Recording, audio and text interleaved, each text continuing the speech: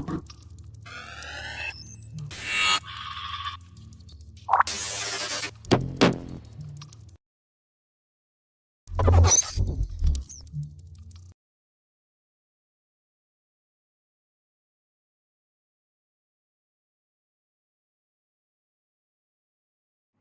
everybody, Dr. Ken here again, and thanks for joining me again in this video podcast for mental health biohacking for blokes and parents.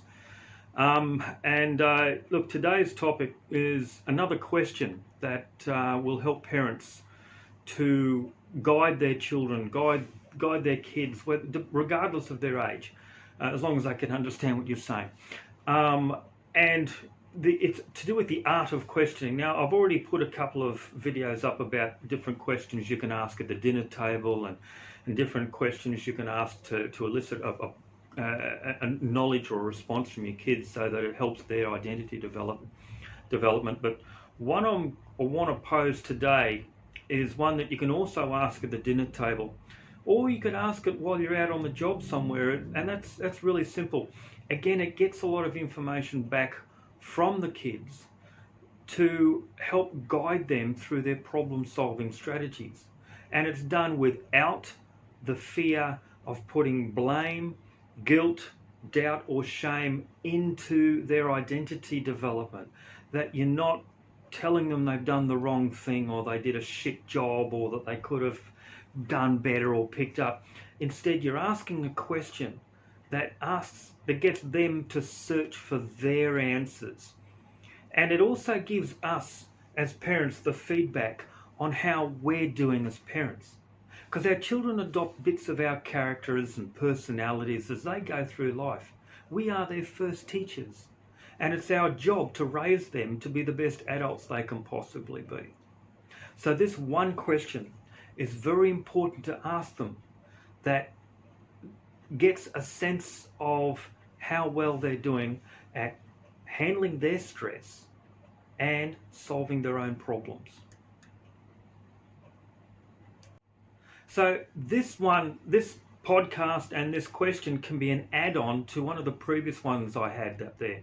That previous question is, what have you done today, or what have you achieved today that you're proud of?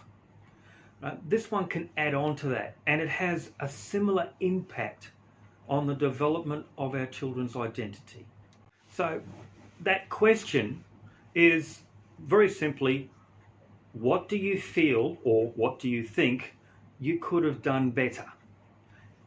That is an open-ended question. It's not meant to be critical from the parent to the child, but the child can look back on the context and the series of events that happened, and they might even come back with you and say, well, nothing.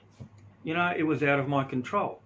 In a lot of regards, that's going to be good, because they will then grow up older knowing what they can and cannot influence in their lives, and knowing which battles to pick and which just to leave karma to solve. And maybe that they will then be able to pick the ones that they get involved with and those that they don't.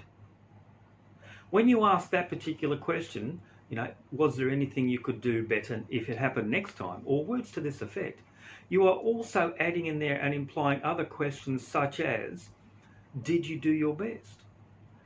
How would you do it better next time? Is there something you overlooked? Is there something that can happen next time that you can set it up to prepare yourself for? So these are all different, a theme that can be embedded into that question. If you're doing this for the first time, you might want to explore those additional questions as questions in their own right. But again, the secret here is not to tell. It's not to provide your determination of what the child should do or could have done, because again, that's guilt, shame, blame, and we don't want that at all, because that can lead to fear of rejection, fear of failure, and that in itself can lead to anger. And that's another podcast, or that's a whole session of casts, and maybe even a training package. But if we start at the bottom end, we may never need to get to the top. We may not have to deal with anger issues because they develop self-regulation from early age. And we as parents can embed that through simple actions such as questioning. A couple of key questions at the dinner table.